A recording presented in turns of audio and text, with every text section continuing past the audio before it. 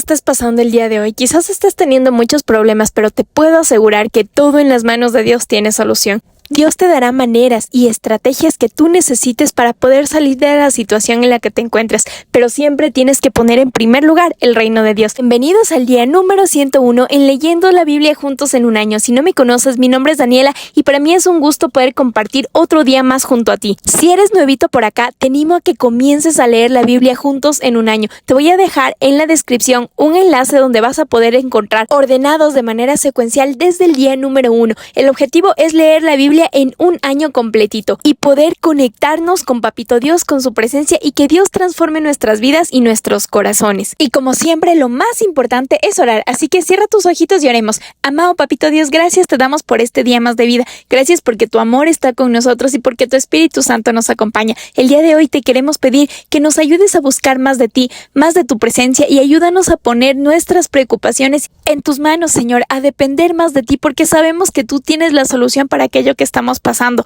porque sabemos que tú tienes el control de absolutamente todo. Ayúdanos a tener más fe y más confianza en ti, Señor, y a buscarte cada día aún más con todo nuestro corazón. Gracias te damos porque sabemos que nos estás escuchando y porque tu presencia nos acompaña siempre. Te agradecemos y te amamos mucho. En el nombre de tu amado Hijo Jesús. Amén. ¿Sabías que la Biblia es un libro que no presenta contradicciones? Este es un hecho asombroso si se considera que fue escrita hace miles de años y que en ella participaron más de 40 autores distintos. Y te voy a contar por qué. En primer lugar, es porque la Biblia fue inspirada por Dios y esto lo podemos comprobar en 2 de Timoteo 3:16.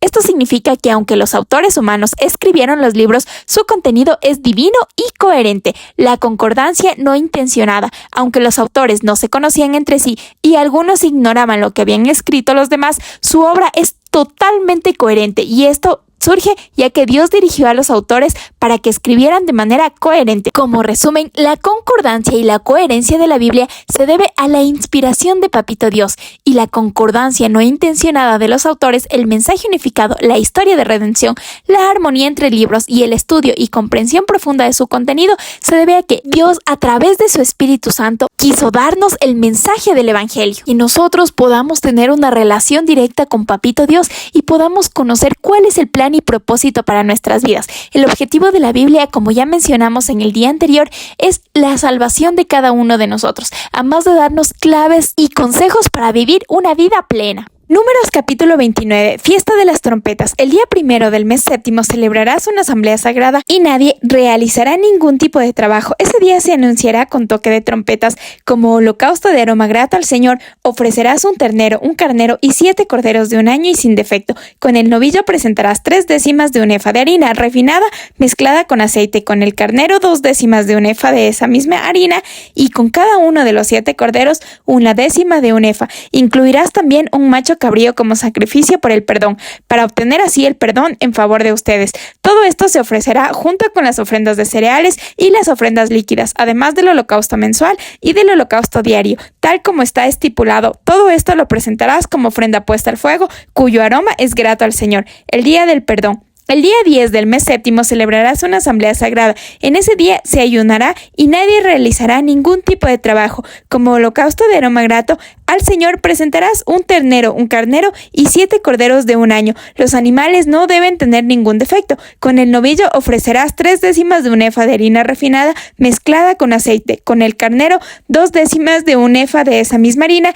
y con cada uno de los 7 corderos 1 décima de un efa. Incluirás también un macho cabrío como sacrificio por el perdón, además del sacrificio que se ofrece por el día del perdón y del holocausto diario con su ofrenda de cereales y su ofrenda líquida. Fiesta de las enramadas. El día 15 del mes séptimo celebrarás una asamblea sagrada y nadie realizará ningún tipo de trabajo. Durante 7 días celebrarás una fiesta en honor del Señor. Como holocausto presentarás una ofrenda puesta al fuego, cuyo aroma es grato al Señor. Presentarás 13 terneros, 2 carneros y 14 corderos de un año que no tengan defecto. Con cada uno de los 13 novillos presentarás 3 décimas de un efa de harina refinada mezclada con aceite. Con cada uno de los 2 carneros, 2 décimas de un efa de esa misma harina y con cada uno de los 14 corderos 1 décima de un efa. Incluirás también un macho cabrío como sacrificio por el perdón, además del holocausto diario con su ofrenda de cereales y su ofrenda líquida. El segundo día prepararás 12 terneros, 2 carneros y 14 corderos de un año y sin defecto.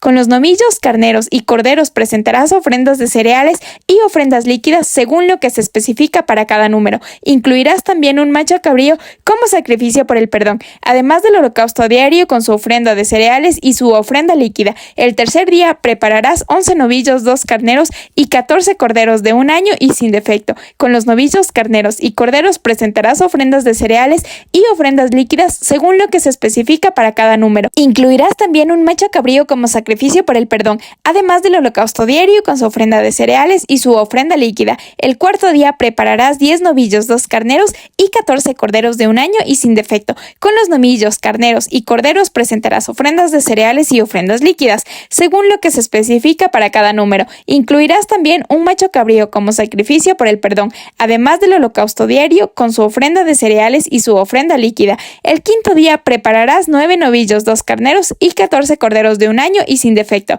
Con los novillos, carneros y corderos presentarás ofrendas de cereales y ofrendas líquidas según lo que se especifica para cada número. Incluirás también un macho cabrío como sacrificio por el perdón, además del holocausto diario con su ofrenda de cereales y su ofrenda líquida. El sexto día prepararás 8 novillos, 2 carneros y 14 corderos de un año y sin defecto. Con los novillos, carneros y corderos presentarás ofrendas de cereales y ofrendas líquidas, según lo que se especifica para cada número. Incluirás también un macho cabrío como sacrificio por el perdón, además del holocausto diario con su ofrenda de cereales y su ofrenda líquida. El séptimo día prepararás 7 novillos, 2 carneros y 14 corderos de un año y sin defecto. Con los novillos, carneros y corderos presentarás ofrendas de cereales y ofrendas líquidas según lo que se especifica para cada número. Incluirás también un macho cabrío como sacrificio por el perdón, además del holocausto diario con su ofrenda de cereales y su ofrenda líquida. El octavo día celebrarás una asamblea especial y nadie realizará ningún tipo de trabajo.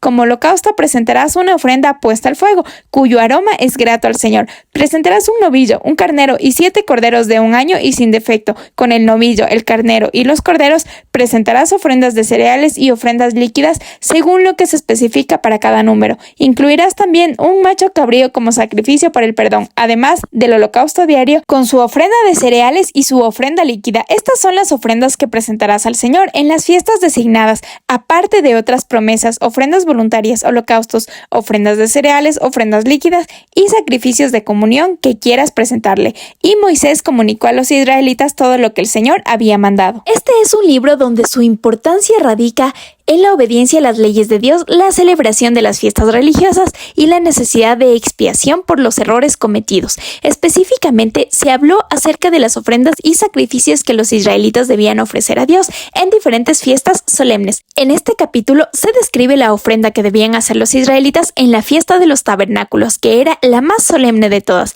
Esta ofrenda consistía en 13 becerros, 2 carneros y 14 corderos que debían ser ofrecidos en holocausto a Dios. Además, se menciona la ofrenda de un macho cabrío como sacrificio por el pecado, lo que indica la necesidad de expiación por los errores cometidos. Este capítulo también destaca la importancia de la celebración de las fiestas religiosas, ya que en ellas se recordaba la relación especial entre Dios y su pueblo. La celebración de estas fiestas era un momento para la comunidad de Israel de reunirse y recordar la historia de su liberación de Egipto. Y yo quiero preguntarte con esta última partecita, ¿de qué te ha librado Dios o de qué esperas que te libre Dios?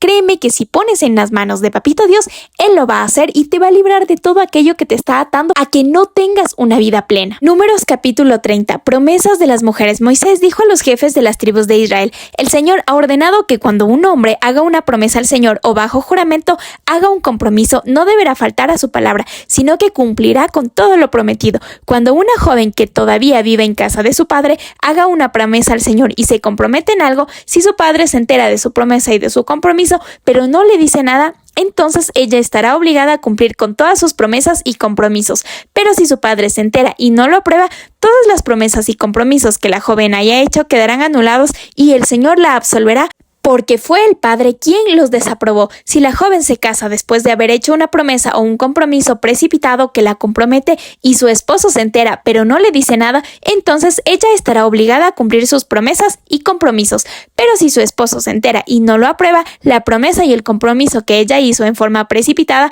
quedarán anulados y el Señor la absolverá. La viuda o divorciada que haga una promesa o compromiso estará obligada a cumplirlo. Cuando una mujer casada haga una promesa o bajo juramento se compromete en algo, si su esposo se entera pero se queda callado y no lo desaprueba, entonces ella estará obligada a cumplir todas sus promesas y compromisos. Pero si su esposo se entera y los anula, entonces ninguna de las promesas o compromisos que haya hecho le serán obligatorios, pues su esposo los anuló. El Señor la absolverá. El esposo tiene la autoridad de confirmar o de anular cualquier promesa o juramento de abstinencia que ella haya hecho. En cambio, si los días pasan y el esposo se queda callado, su silencio confirmará todas las promesas y compromisos contraídos por ella. El esposo los confirmará por no haber dicho nada cuando se enteró.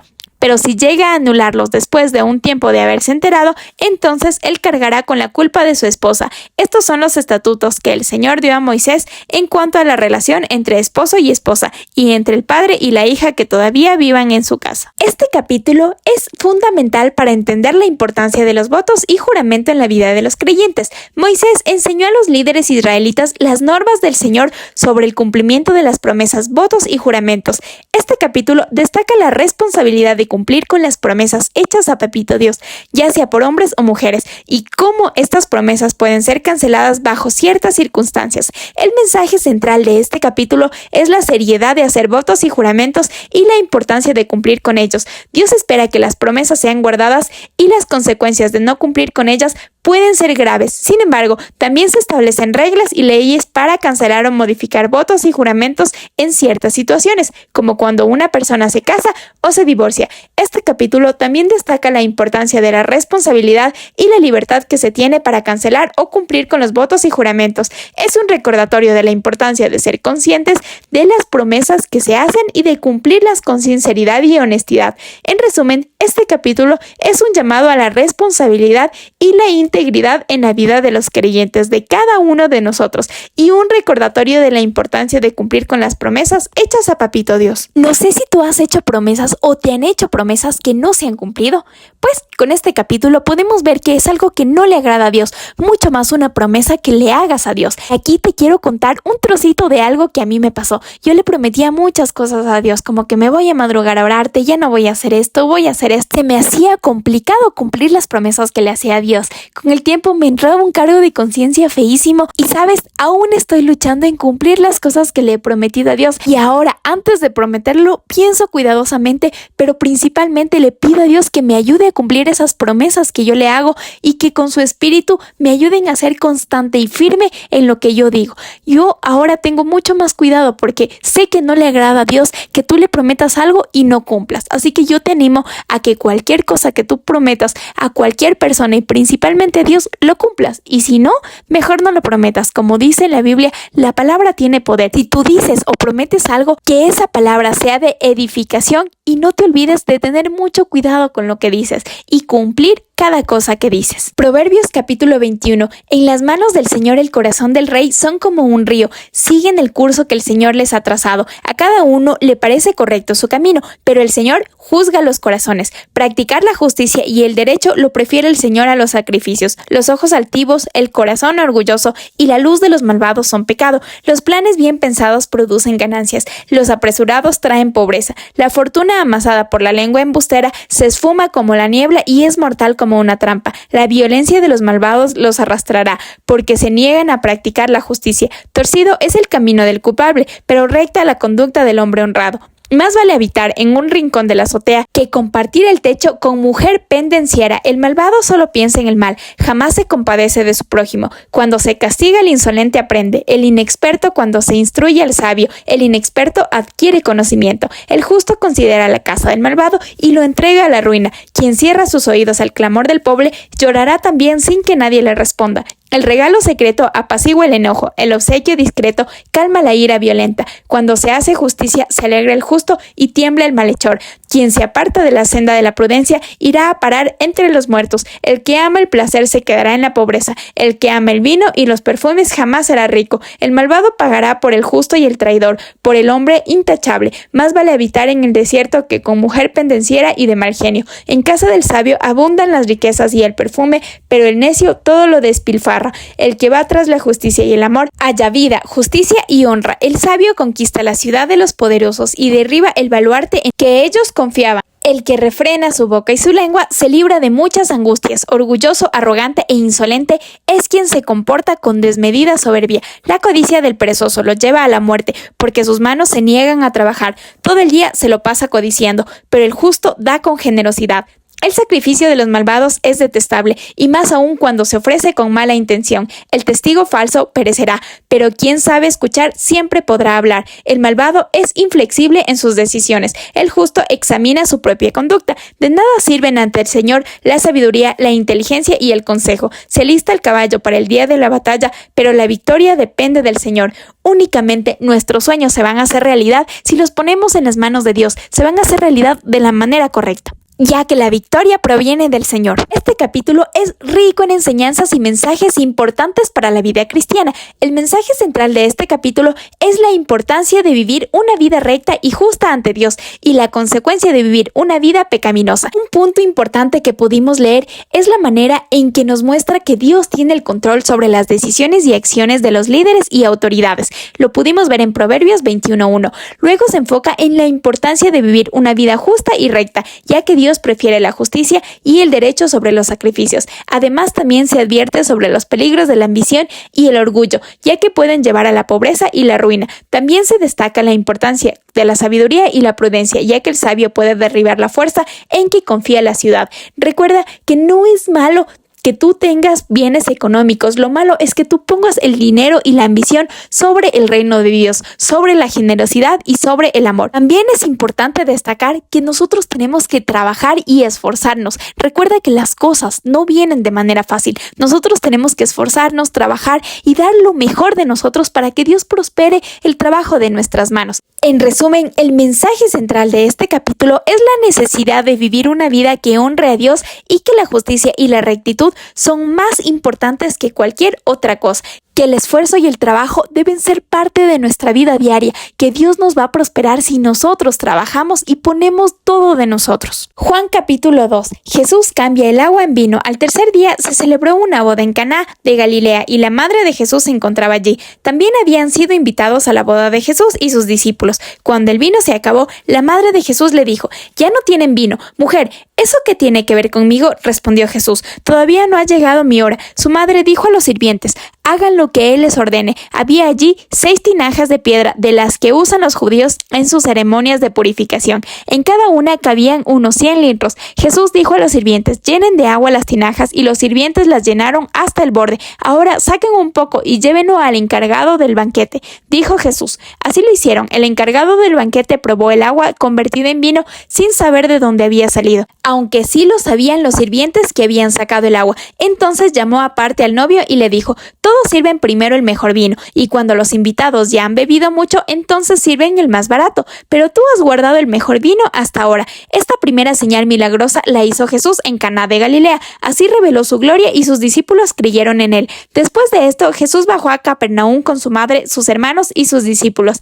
y se quedaron allí unos días. Jesús purifica el templo. Cuando se aproximaba la Pascua de los judíos, Jesús subió a Jerusalén. Y en el templo halló a los que vendían bueyes, ovejas y palomas, y también a otros, que instalados en sus mesas cambiaban dinero. Entonces, haciendo un látigo de cuerdas, echó a todos del templo juntamente con sus ovejas y sus bueyes, regó por el suelo las monedas de los que cambiaban dinero y derribó sus mesas. A los que vendían las palomas les dijo: «Saquen esto de aquí, no conviertan la casa de mi padre en un mercado». Sus discípulos se acordaron de que está escrito: «El celo por tu casa me consumirá». Entonces los judíos reaccionaron preguntándole: «¿Qué señal puedes mostrarnos para actuar de esta manera?». «Destruyan este templo», respondió Jesús, «y lo levantaré de nuevo en 3 días». Ellos respondieron: Tardaron 46 años en construir este templo y tú vas a levantarlo en 3 días, pero el templo al que se refería era su propio cuerpo. Así pues, cuando se levantó de entre los muertos, sus discípulos se acordaron de lo que había dicho y creyeron en las Escrituras y en las palabras de Jesús. Mientras estaba en Jerusalén durante la fiesta de la Pascua, muchos creyeron en su nombre al ver las señales que hacía. En cambio, Jesús no confiaba en ellos porque los conocía a todos, no necesitaba que nadie le informara acerca de los demás, pues él conocía el interior del ser humano. Estoy casi segura que has escuchado de este milagro y si no, te quiero contar. El mensaje central de este capítulo se centra en el milagro de Caná y presenta un mensaje central sobre la presencia y el poder de Dios en nuestras vidas. El capítulo comienza con la descripción de una boda de Caná, donde se ha agotado el vino, y Jesús, que estaba invitado a la boda, ordena a sus discípulos que llenen 6 vasos de agua con la orden de: tomen y llévenselo al mayordomo. Esto está en Juan 2:8. El resultado es que el vino se convierte en vino de alta calidad, sorprendiendo a los invitados y demostrando el poder de Dios. Este milagro tiene varios significados, como la presencia de Dios en nuestras vidas, a pesar de las circunstancias difíciles. También la capacidad de Dios para transformar nuestras situaciones convirtiendo el agua en vino, y la importancia de la obediencia a Dios, ya que Jesús ordenó a sus discípulos que llenaran los vasos y los discípulos obedecieron. ¿Te hubieras imaginado que los discípulos decían: no, yo no creo que pase esto? No obedecían. Jesús no podía hacer el milagro. Así que si tú estás esperando un milagro de parte de Dios, obedece lo que Papito Dios te dice a través de su palabra, a través de cualquier mensaje que venga de parte de Dios. Obedécelo y vas a ver cómo Dios transforma ese problema en un milagro sobrenatural. En resumen, el mensaje central de este capítulo es que Dios está presente y activo en nuestras vidas y que podemos confiar en su poder para transformar nuestras situaciones y circunstancias. Solamente Dios puede transformar lo más difícil o lo imposible en posible. Deja en las manos de Papito Dios tus problemas y obedece siempre. Juan capítulo 3. Jesús enseña a Nicodemo. Había entre los fariseos un dirigente de los judíos llamado Nicodemo. Este fue de noche a visitar a Jesús. Rabí, le dijo: sabemos que eres un maestro que ha venido de parte de Dios, porque nadie podría hacer las señales que tú haces si Dios no estuviera con él. Te aseguro que quien no nazca de nuevo no puede ver el reino de Dios, dijo Jesús. ¿Cómo puede uno nacer de nuevo siendo ya viejo?, preguntó Nicodemo. ¿Acaso puede entrar por segunda vez en el vientre de su madre y volver a nacer? Te aseguro que quien no nazca de agua y del Espíritu no puede entrar en el reino de Dios, respondió Jesús. Lo que nace del cuerpo es cuerpo, lo que nace del Espíritu es Espíritu. No te sorprendas de que haya dicho: tienen que nacer de nuevo. El viento sopla por donde quiere y oye su sonido, aunque ignoras de dónde viene y a dónde va. Lo mismo pasa con todo el que nace del Espíritu. Nicodemo respondió: ¿cómo es posible que esto suceda? Tú eres maestro de Israel y no entiendes estas cosas, respondió Jesús. Te aseguro que hablamos de lo que sabemos y damos testimonio de lo que hemos visto, pero ustedes no aceptan nuestro testimonio. Si he hablado de las cosas terrenales y no creen, ¿cómo van a creer si les hablo de las celestiales? Nadie ha subido jamás al cielo, sino el que descendió del cielo, el Hijo del Hombre. Como levantó Moisés la serpiente en el desierto, así también tiene que ser levantado el Hijo del Hombre, para que todo el que cree en él tenga vida eterna. Porque tanto amó Dios al mundo que dio a su Hijo único, para que todo el que cree en él no se pierda, sino que tenga vida eterna. Dios no envió a su Hijo al mundo para condenar al mundo, sino para salvarlo por medio de él. El que cree en él no es condenado, pero el que no cree ya está condenado por no haber creído en el nombre del Hijo único de Dios. Esta es la causa de la condenación, que la luz vino al mundo, pero la humanidad prefirió la oscuridad a la luz, porque sus obras eran malas. Pues todo el que hace lo malo aborrece la luz y no se acerca a ella por temor a que sus obras queden al descubierto. En cambio, el que practica la verdad se acerca a la luz, para que se vea claramente que ha hecho sus obras en obediencia a Dios. Testimonio de Juan el Bautista. Después de esto, Jesús fue con sus discípulos a la región de Judea. Allí pasó algún tiempo con ellos y bautizaba a la gente. También Juan estaba bautizando en Enón, cerca de Salim, porque allí había mucha agua, así que la gente iba para ser bautizada. Esto sucedió antes de que encarcelaran a Juan. Se entabló entonces una discusión entre los discípulos de Juan y un judío en torno a los ritos de purificación. Aquellos fueron a ver a Juan y le dijeron: Rabí, fíjate, el que estaba contigo al otro lado del Jordán y de quien tú diste testimonio, ahora está bautizando y todos acuden a él. Nadie puede recibir nada a menos que Dios se lo conceda, respondió Juan. Ustedes me son testigos de que dije: yo no soy el Cristo, sino que he sido enviado delante de él. El que se casa con la novia es el novio, y el amigo del novio que está está a su lado y lo escucha, se llena de alegría cuando oye la voz del novio. Esa es la alegría que me inunda. A él le toca crecer y a mí menguar. El que viene del cielo, el que viene de arriba está por encima de todos. El que es de la tierra es terrenal y de lo terrenal habla. El que viene del cielo está por encima de todos y da testimonio de lo que ha visto y oído, pero nadie recibe su testimonio. El que lo recibe certifica que Dios es veraz. El enviado de Dios comunica el mensaje divino, pues Dios mismo le da su espíritu sin restricción. El Padre ama al Hijo y ha puesto todo en sus manos. El que cree en el Hijo tiene vida eterna, pero el que desobedece al Hijo no sabrá lo que es esa vida, sino que permanecerá bajo el castigo de Dios. Este es un capítulo clave que presenta el mensaje central de la salvación a través de Jesucristo. El capítulo comienza con una conversación entre Jesús y Nicodemo, un líder judío que se siente confundido por la idea de que Jesús puede ser el Mesías. Jesús le explica que para entrar en el reino de Dios es necesario nacer de nuevo, no solo físicamente, sino también espiritualmente. Jesús enseña que Dios envió a su Hijo único para que los hombres puedan ser salvados de sus pecados. Jesús es el único camino para la salvación y aquellos que creen en Él tienen vida eterna. El capítulo también destaca la importancia de la fe, ya que Jesús dice que el que no nace de agua y espíritu no puede entrar en el reino de Dios. En resumen, este mensaje es que Jesús es el camino, la verdad y la vida, y que aquellos que creen en Él pueden tener una relación personal con Papito Dios y recibir la vida eterna. Recuerda que el único camino para llegar a Dios es Jesús, no nada ni nadie más. Y esto lo digo con mucho respeto porque quizás hay muchas religiones o personas que creen que a través de santos o a través de quizás la Virgen María se llega a Dios cuando no es así. Yo creo en la Virgen y la respeto, pero en la palabra de Dios nos dice que el único camino es Jesús, no absolutamente nada ni nadie. Y pídele a Dios que te dé esa sabiduría y discernimiento para comprender esta verdad. Recuerda que esto no es de religión sino de relación y comprender la verdad de las Escrituras. Y la verdad de las Escrituras nos dice que el único camino es Jesús a través de su obra redentora de salvación hacia cada uno de nosotros. Hemos llegado al final de nuestro día número 101 y espero que estas enseñanzas estén transformando tu corazón y tu vida. Te mando un fuerte abrazo, espero que estés súper bien. Recuerda de compartir este mensaje para que el mensaje de Jesús llegue a más corazones y a más vidas. Dios te bendiga muchísimo. Nos vemos el día de mañana. Chau, chau.